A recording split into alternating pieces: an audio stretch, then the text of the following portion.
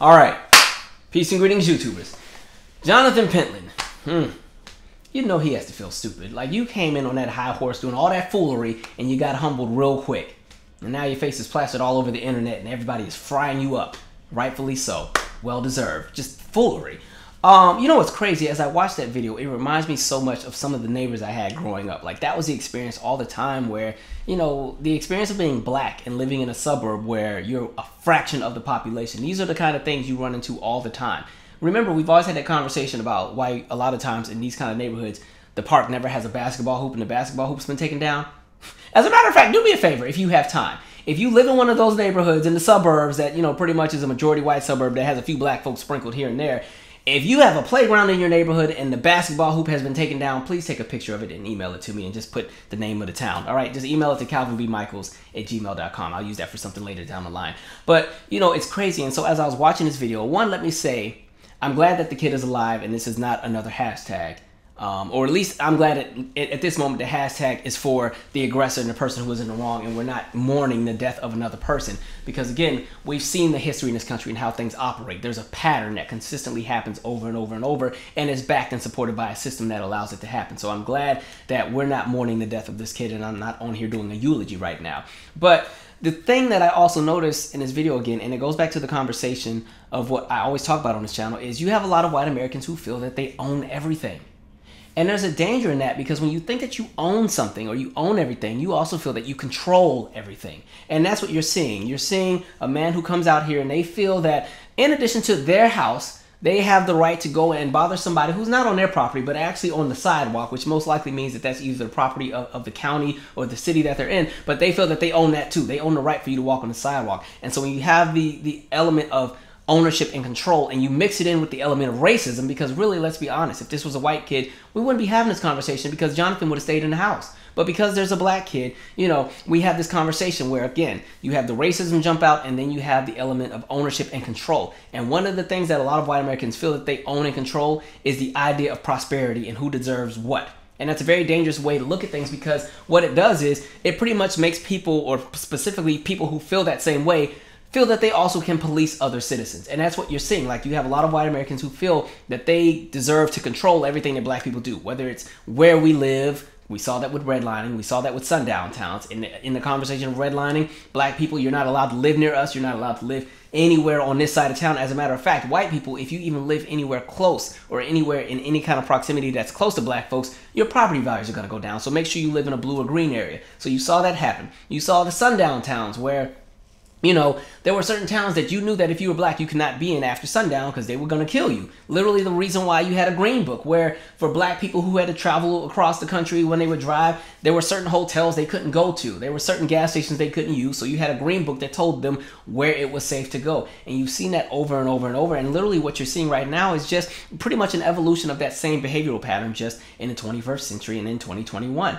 All right. And what's crazy is when you're talking about Jonathan Pentland's age, he's not even that old. He's only 42. That may sound old to people who are a lot younger, but 42 means that you grew up in an era where they were teaching about civil rights in school. They were teaching about the idea of equality. They were teaching about the idea of how terrible people were towards black people in the 50s and 60s. So he has an idea of what was happening in the country. But again, it just goes to show that racism does not die out with generations. As long as the system is in play and people are backed by that system, the behavioral patterns will continue because there's nothing that challenges it. And that's the other element. Another danger is Jonathan sees himself as a hero. He sees himself as somebody who has a duty to protect. And the problem with that is when you constantly see yourself as a hero and you don't challenge yourself, or there's no element for growth, eventually your moral compass disappears. And what happens is you constantly feel that because you are the hero, you can do no wrong. And so eventually you get into a position where you become oppressive. And when people challenge you on that oppression that you're doing, you fight even harder to maintain that level of power and oppression over other people, because again, you feel that you're already in the right. Nothing can challenge you. And because you already don't value the people who you are oppressing, because you see yourself as higher than, then automatically they must be crazy. So the next move is, let's bring in the violence. That's always next. You know, if you're not going to listen to me now, I got to get violent. And so you see that happening. And again, this all correlates, and it stems from also the idea of American exceptionalism, which we challenge on this channel all the time. The dangers that took place with something like American exceptionalism pretty much takes away accountability from white Americans from doing anything wrong, because you're painted to be the best of the best of the best of the best of the best at everything. And everybody else is feral. Everybody else is uncivilized. The rest of the world is crazy and cuckoo,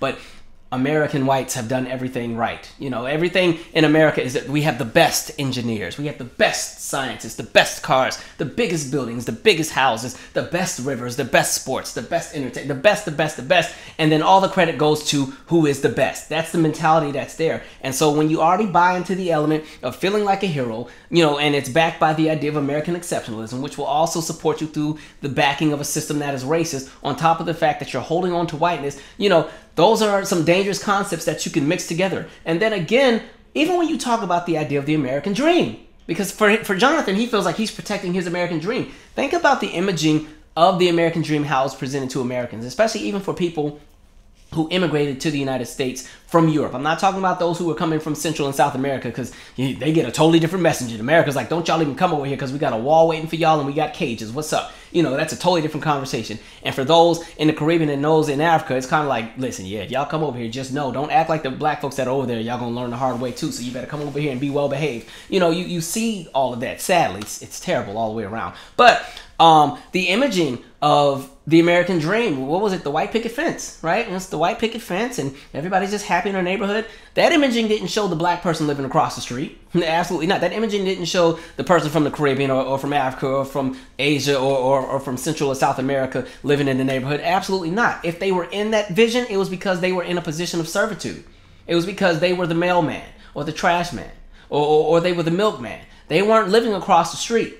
Absolutely not. No, that wasn't a part of the image. Even a dog couldn't be black, okay? And so you have all of that taking place, and now you're seeing the residuals of that. You're seeing how people operate, because that system has never been challenged, and when it gets challenged, people get shut down. You see it all the time. And this is why you're seeing all of the civil unrest that continues to take place from all elements of the argument in this country. You got black folks who have had enough, and now they taking stuff to court, they kicking stuff over. People have had enough, but you see white people fighting even harder to maintain that status quo, because that is all they know, that is their comfortability, and they're going to fight for that, because again, when you live in a white supremacist nation, you know, whiteness is power. And so now that whiteness is being challenged and being called out as mediocre, and you know, it's just chaotic to see the lengths that people will go through. So going back to that conversation of control and ownership, like we said, even with the election, how people all of a sudden, black folks start voting, and oh, well, the whole thing must have been rigged. Millions of fraudulent votes, millions. And now you have all these states implementing all of these different voter suppression laws to make sure that what happened in the past doesn't happen again. And mind you, these voter suppression laws, this is nothing new. They've been doing this ever since we've been allowed to vote. And the fact that we have to be allowed to vote is a problem. You know what I mean? Another beef that I have in all of this, even with the media portrayal of some of this, so you have the 16-year-old kid, like I said before.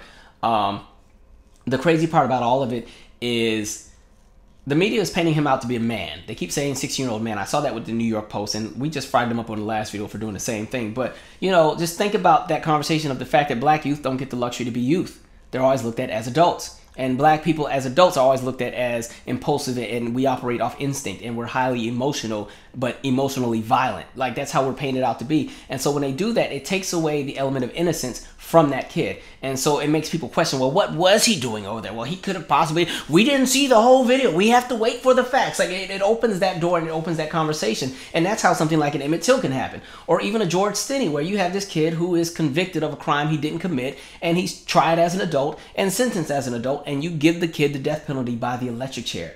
And this kid is so young and so small, he can't even fit in the electric chair. They have to literally stack Bibles for the kid to sit on so his head can reach the piece, you know, that they put on the head. Because of course, you know, make him sit on the Bibles, because this is such a holy country. Everybody, the morals in this country are just so grandeur, so grandeur, you know.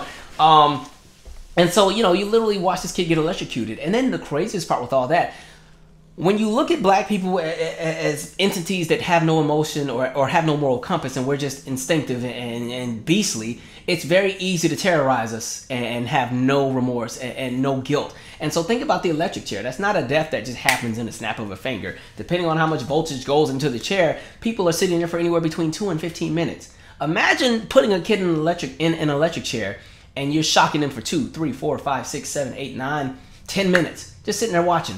Because it's a slow death for the kid, and nobody in the room is feeling any kind of way. It's normalized. Okay, it's almost like even a conversation of lynching, where you literally have Americans have whole picnics. You know, bring out the whole family. There's a flyer. Oh, they're going to be lynching this person. They bring the kids on out. Bring some snacks and some popcorn. And they're just sitting there watching it. And then after they lynch the body, then they burn it. Have a celebration. You know, like it's the 4th of July. Like, this is the country that we live in. And so, one, I'm glad that the girl that was out there recorded it, because, again, this is a stand your ground state. And we've seen how things happen with stand your ground laws. And with South Carolina stand your ground laws, it doesn't even have to be a conversation about being in your house. You can literally be on the sidewalk. And if you feel that you are in danger, or that the other person is in danger of bringing harm to you, as long as you're not doing a crime, you have the right to kill somebody. So we don't know what could have happened, because it looks like this guy literally was kind of waiting. You can tell he wanted the kid to hit him back, so he'd have a reason to do something. All right, but you know, the kid pretty much he was like, I don't have time for this, and you know, you watch him push the kid, and that's why you have the 3rd degree assault and battery charge. But it's just absolutely crazy, and I do feel like the man has an inferiority complex. I really do. I think if the tables were turned, and I think if that kid had the same build as him, because of course it's noticeable that he's doing all this on some kid that's probably like 140, 50 pounds. You know, I feel like if that kid was built like Vin Diesel or The Rock, it would have been a different energy. Jonathan would have either stayed in the house, or Jonathan would have came out there with a weapon ready. You know, he would have a knife or a gun or something. Or they always go to the police, one or the other. But of course, he finds somebody who represents everything he hates about America, and it's in a small size that he can push around. So, okay, he's going to go and latch onto it. And again, he felt that nothing was going to happen. He felt like, oh, I'm a sergeant in the Army. I'm an E6. You know, I'm a drill sergeant. I'm protecting this country. Nobody's going to, you know, put me to the fire for anything, so I can do what I want. It's just crazy. It's just foolery. And it's so interesting, because you'll always hear people in this country rant and rave about, oh, freedom, my rights. I'm fighting for my rights. But it's all of that until it's black people. Then it goes back to control. Who can you control and what it is you're allowed to do? Kind of like with Jordan Davis, the kid who gets shot and killed because the guy didn't like that he was playing his music too loud in the car. You know, the kids are at the gas station playing their music. He goes to them and tells them to turn it down. They tell him pretty much, you know, F off and mind your business. He gets mad, gets a shotgun, and shoots into the car. And then goes and gets a pizza. And then gets a mistrial the first time. He eventually gets convicted. But the first time the jury was like, we don't know. We're not sure here. Just absolutely crazy. So, you know, like I said, I'm glad that the kid is alive. Throw the book at old boy Jonathan. Just throw the book at him.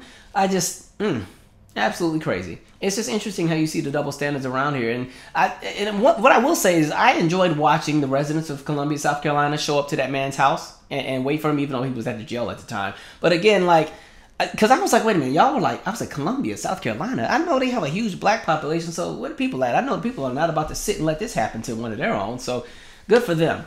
Foolery all around. People, stay and just mind your business and leave people alone. Like, stop trying to control everybody. Mind your business. Just mind your business. We need to start. Remember, I used to pass out minding your business certificates and awards on this channel? I might have to start doing that again. Like, God, mind your business. Leave people alone. Anyway, share your 2 cents. I'm out. Subscribe. Baby, get the keys and go up to the stars, all you better. You're lying. Higher than